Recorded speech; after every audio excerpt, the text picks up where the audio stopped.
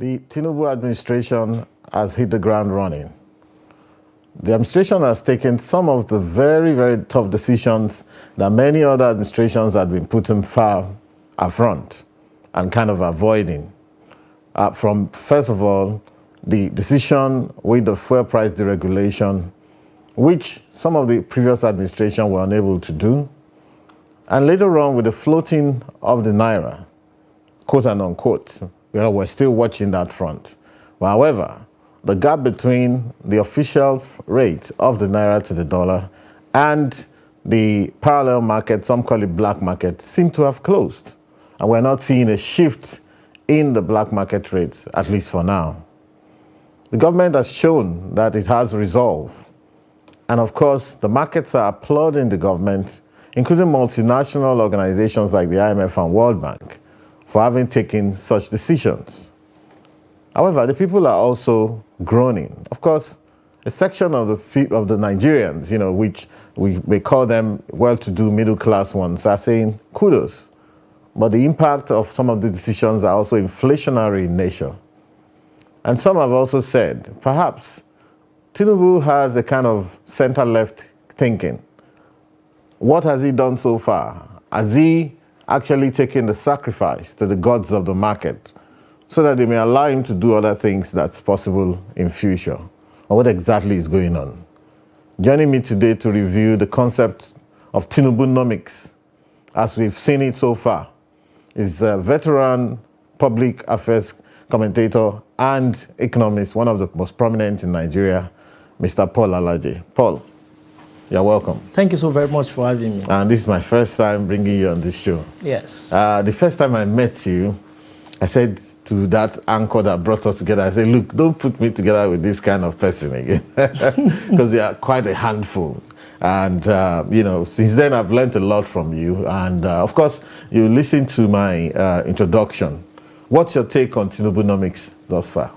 Well, I must say that we have seen a lot of leaders who had claimed they were prepared for office, but none of them have proven to have proven that statement correctly, that they were prepared. The only person I've seen in recent history is President Tinubu. I can tell you that there are leaders that came to office not because they wanted to be, but they became accidented leaders. They did well anyways. They did not do badly. Talk about former President Yaradua, of blessed memory. I don't think he had the kind of time President Tinubu had to prepare, but he did not do badly. President Obasanjo is somebody else who did relatively well as a president of Nigeria. But I can tell you that for other presidents who perhaps had time to prepare, for instance, the immediate past president, President Buhari, who had been running over and over again, and when you look at all the parameters, I'll tell you that they were not good. Inflation. He left office at 22%. He got to office at 9%. Unemployment, he got to office at 9%. He left office at 33.3%. That was, if not the worst in Africa. Birth control, population growth rate was crazy. He left the office at GDP less than 3%. All manner of economic woes. I don't think we have ever had any leader that ever experienced 2 recessions back to back in his time. It happened in president. So Nigeria has seen what I can call the worst under President Buhari. But we now had a new president, interestingly from the same party. So many things that government revenue was drying up, government expenses was increasing, debt was eating the roof, inflation is already high. And this president took many by surprise. He even took his handler by surprise, according to what we saw. The handlers advised him against announcing subsidy removal at that moment. Maybe he should have met with marketers first and make some reviews. But he said subsidy is gone, that it was not in his budget. And one was wondering, so it's going to be to the end of June. It's implemented in May. How many people were surprised? Many people were taken aback that 2 days to the end of May, you still have another month to go. He meant it, he's saying it. Then when you now notice or follow up with what he said to private sector, when he was campaigning, he said he will remove subsidy and he will stand by. Interestingly, 4 of all the contestants were very clear about what they were going to do to subsidy, that they were going to remove subsidy. And as an economist, what I started noticing is that this word is not meant only for the elite, or meant for the rich, or meant for the middle class. If we are to vote by class distribution, the rich, the middle class, the poor is the largest. And this is not my figure. According to UNDP,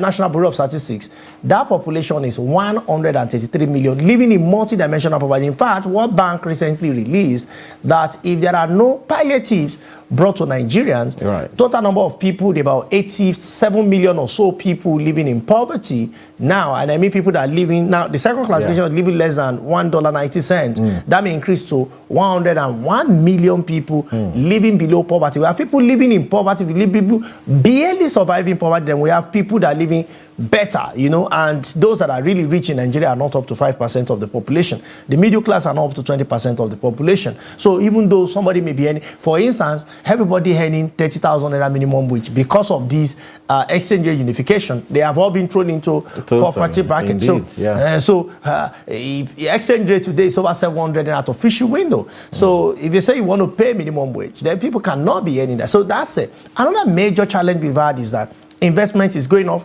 Let me say a bit more on the impact of what the president has done.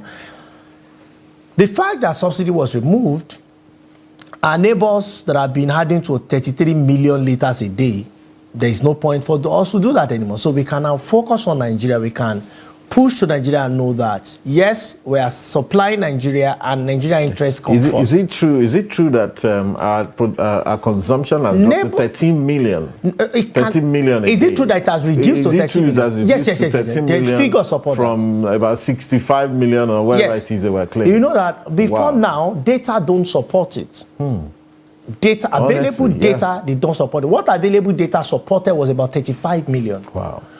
But you see, what we don't have capacity to do, and I kept saying, those that must come to office must come with capacity. Yeah. Because you are the chief economist of the nation, chief economist of the state. Indeed. But when you don't have capacity to follow through, to see through, that is why some people in office, they can't run business. Yeah.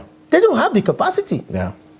The current president has run business, whether you like it or not. There are a lot of things you can say about him that are not positive, but one thing you cannot say against him is that he doesn't have capacity to manage business or manage people. He has that capacity. Absolutely. So it's a man that you can really not predict.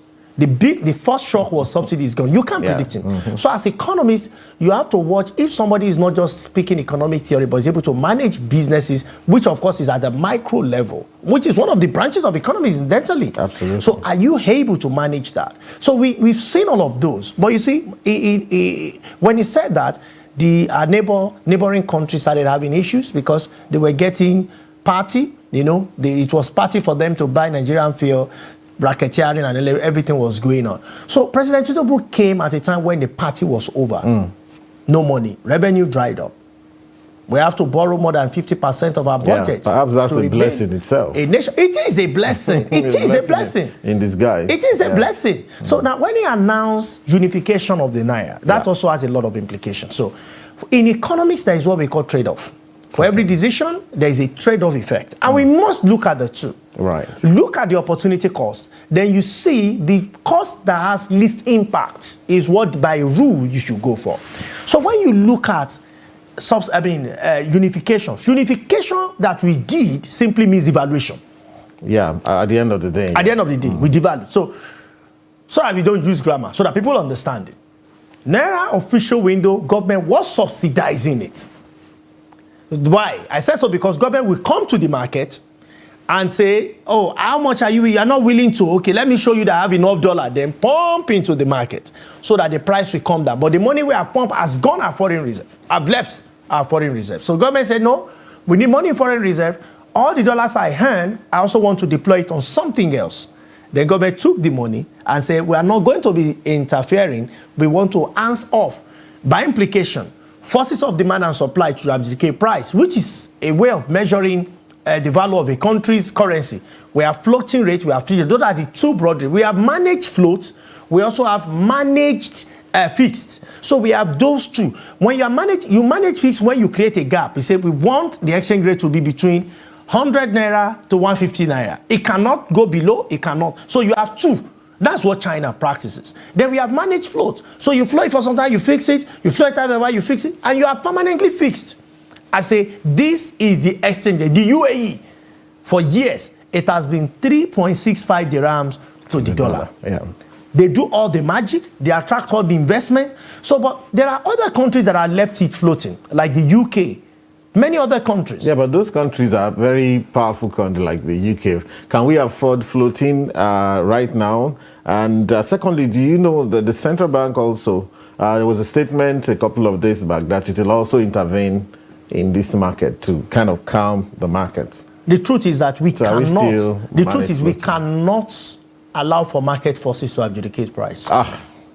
Okay, so what? We cannot. So what your statement now is going against the guys who are in the market who believe that, look, is it floated? Anybody, it should be floated. I'm a Keynesian economist. I'm not a classical economist. Okay. I'm a neo-Keynesian economist. Oh, nice. And I've always said to classical economists, they have their belief.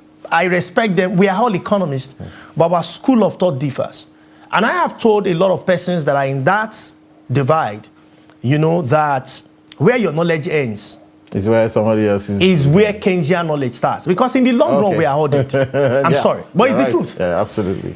When you say that Nigeria should float currencies, like saying Anthony Joshua should fight Mr. Macaroni in a boxing tournament, not comedy. Well, Mr. Macaroni will come for you. No, he's a friend. Debo is a friend. He's a virtual friend. Okay. I love what he's doing. Right. But Anthony Joshua cannot fight Mr. Macaroni in comedy.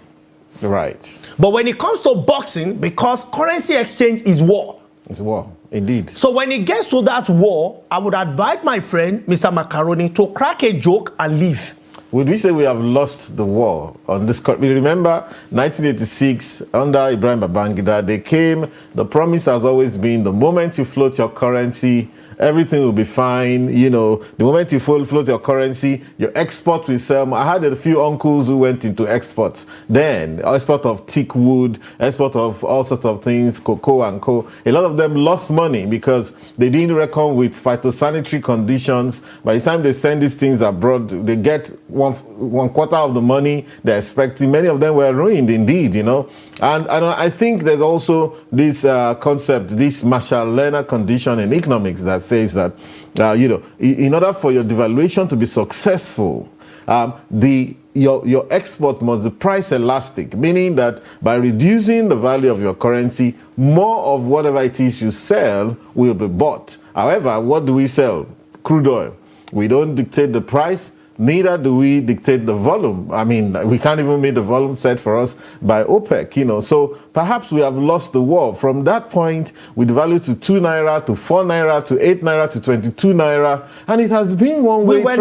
Not. You know, but wait, you are going to have to take this when we return from the break. I'm just trying to prime your mind to please absorb all these questions I'm asking so that when we come back, you're going to... So from 22 naira, I remember when it was 22 naira official and 78 naira black market, and people were doing that arbitrage then. Then there was a bit of calm. Then, of course, it went to 60 naira and so on. It was 120 in the Obasanjo years. No, I think they picked it up from about that same 22 naira. It went up to 120 before Obasanjo left. And then, of course, look at where we are today. Buhari got there at 199.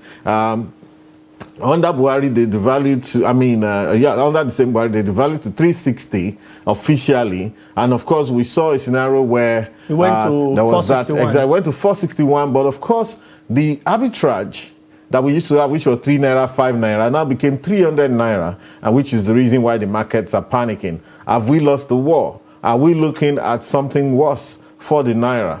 How long do we have to wait? Is there any assurance that this closing of gap will maintain? Is it sustainable? When we come back from the break. So we're going to take a quick break now, and we'll be right back.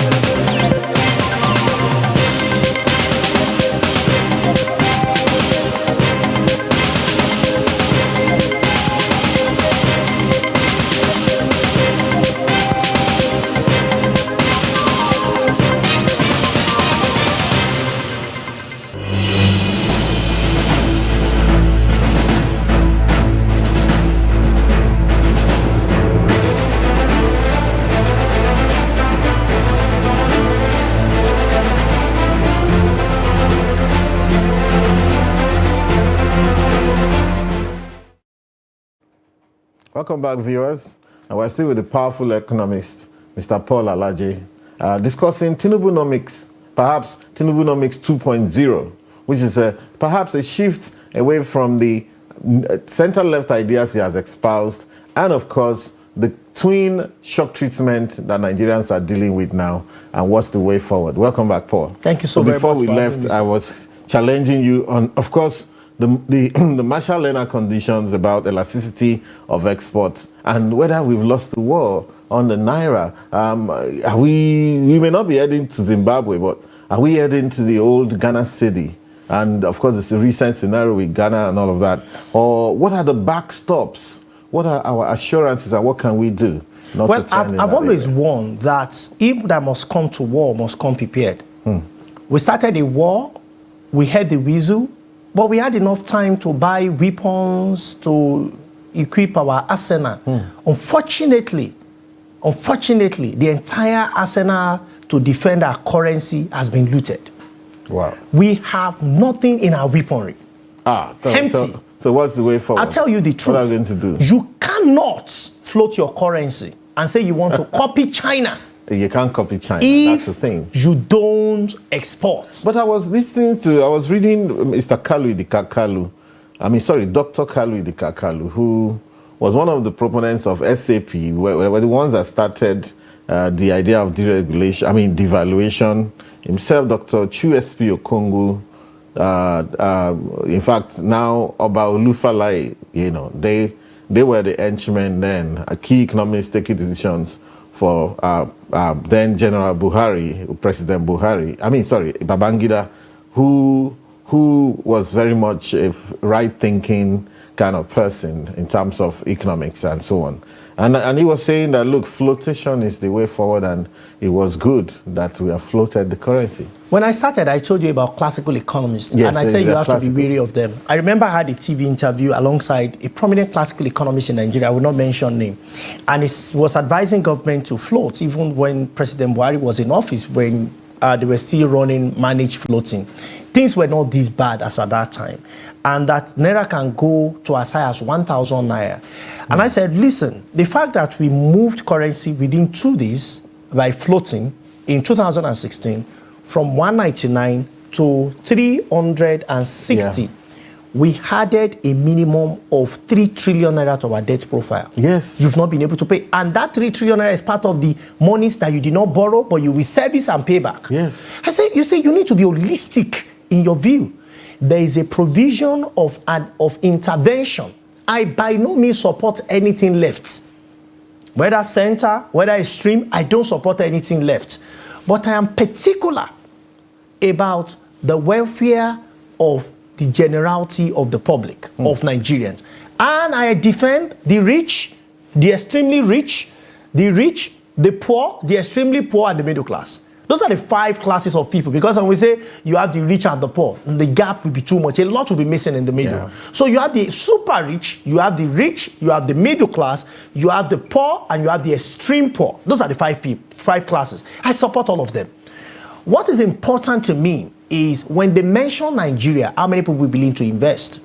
So people will not invest because our currency is not rightly priced. Why is it not rightly priced? So follow this line of thought, sir. Yes. Why is it not rightly priced? It's not rightly priced because we don't have enough in our reserve, to give when the need beckon on us. So why don't we have enough reserve? We cannot print. That's the reason. Okay, so what are the alternative we have? The alternative we have is to ensure that we export. So why are we not exporting? We now look at what can we export? Crude oil. We cannot decide. One, we cannot decide the quantity to sell. We cannot decide the price to sell. Okay, so do we have any other option? The answer is yes. What else can we sell? We can export wristwatches to the world. Why are we not exporting wristwatches? We don't have power. We don't have technology. Okay, we can export human beings to the world by having quality labor trained with quality education, quality knowledge, quality technology. Unfortunately, the education sector is challenged. The volume of what we allocate to our education sector is less than half of what is required required. And when you come to Africa, when you talk about schools, recognition, or how do we recognize schools in Africa, Nigeria is not among the top 10. There is no school in Nigeria that is among the top 10. There are other schools that are rated higher. And when it comes to the world, we are not among the top 300, not among the top 400. Right. Then we have issues with that. Leave that alone. Now we go to infrastructure. What we make people to come and invest. I must say in the last 8 years, in the last 5 years, investment in Nigeria has reduced by over 80%. No, my figure, don't believe me. National Bureau of Statistics says so. What did they say? They said the foreign direct investment, which is evident in investment in real sector, investment in portfolio investment, which is the largest, and other investment. According to the classification of National Bureau of Statistics, over 80% has gone down in the last 5 years. Why? Because of many reasons. So what must we do to solve this problem? That's power. what I'm interested in. Power. You mean once we fix power, we can... Not once we fix power, we have solved all our problems. Really? Once we fix power, we have solved significant part of our problem. So what's your idea? And even though I'm going to challenge that, but perhaps on a different occasion. But let me challenge you further for now. How do we fix power? Okay, so is it fixable? Okay, it's a thought. Because you described a very nice trajectory for me. I was not going to end with power. I said one of the key things is power. Okay, you know why I got to power? Because what we need to export is with industry. Okay. Industry. Now, human beings, when we are created as a natural being. The land is nature, human being is nature. But you see, there are 3 classes of economics. You have the natural, which is the primary, you have the secondary, you have the tertiary. Nigeria, why the country is called developing country, not the only reason, is because the country have not grown above and beyond. The country is still beneath. Any country that rely on anything natural, anything crude, that sounds like crude oil, anything natural, agriculture, it sounds like nature. So America used to be known for agriculture. China used to be known for agriculture. Today, when you mention agriculture as the base of America, but we have many of the classical thinkers also telling us about competitive advantage, meaning that we should concentrate on these things that we do. What do we do best? That is nothing but a lie. What you're telling me now is, you are towing the Ricardo Hausman thinking that we should capacitate first beyond where we are, beyond this crude oil and this thing. If you don't, you're stuck. If you don't, you will remain beneath. I want to compete with you. You are a footballer. I'm an economist. But we want to know who is called the first 100 goals. You are now telling me that I should just meet. No. I will first go and train. I will meet Messi. I will meet Ronaldo. You need to show me how you are putting the ball behind the net. When they show me, I will come and compete with you. That is why I started that my friend Debo cannot compete with an Anthony Joshua, who is also a friend, virtually. Well, lucky you. I don't know any of these guys. No, virtually. I've not met them. Oh, okay. But virtually. So how do you say that these two should fight in boxing? It's going to be difficult because it's not balanced. Africa, and I mean the entire African nation. I see us sign African Continental Free Trade Area Agreement. Till now, it's not been able to take off fully. You know why? Tell me who will be the producer and the consumer. I have an idea of the consumer. Nigeria is a major consumer because of the population of the country of about 1.2 billion people. Nigeria alone, out of over 50 countries, is over 200 million people. So I know where bulk consumption will come from. The question is, who is going to produce for us? Nigeria is struggling to generate 4,000 megawatts. A country that requires over 100,000 megawatts is managing. But so AFCFTA will still move on. There are a few deals have been closed. Within Ghana, Rwanda, South Africa. I don't think Egypt is on board yet. But in terms of production, Morocco has phosphate. And Morocco is proving to be a major miracle in Africa. It's actually a miracle in Africa. Honestly, and of course, I think South Africa has some capacity. But when you look at these countries, when you look at the country in North America, you have to be wary because there are doors. They have other agreement that is open to Europe, Middle East. So So is it really going to benefit Africa 100%? That's a conversation. Okay, you know what, Paul. You see, this is our first discussion. There's going to be a series of this. We have just 1 minute to go. Solutions. Given the fact that we've swallowed 2 bitter pills in the last few weeks, we don't have a choice. These are things that need to be done. At least, how do we manage the Naira float, quotes and unquote, thing so that it doesn't get out of hand? And secondly, what do people do? Inflation is hitting guys right, left, and center. What's the way forward, and what should the government also do to keep their finger on the trigger, to keep a tab on all of these things? That inflation is like increasing the heat. It's like increasing the heat. Yeah. From 0%, now it's getting to nearly 100. It will boil when it gets to 100. Oops. One of the things that will not make it boil is don't increase electricity tariff by 40%. For now, you'll right? be doing your nation a lot of danger. Wonderful. It's a good concept, but it's a bad concept now. But they're saying that there's a subsidy inside electricity which needs to go as well. That's I understand the concept of subsidy. Because they cutting said farmers in America. The charges were being charged at the rate of 441 to the dollar, but now they need to increase it to 700 and whatever. The truth is that cutting farmers in America get subsidy. There are people even in the West that get subsidy. Okay. When you make subsidy look like something bad, then it's dangerous. There is no country in the world that don't give one subsidy or the other. Now you look at it, you cannot give electricity provision and generation purely to private sector because it's a social good. It's not for profit, fully. Yeah, you can make profit, but you don't run it like that. Now, to quickly talk about one of the...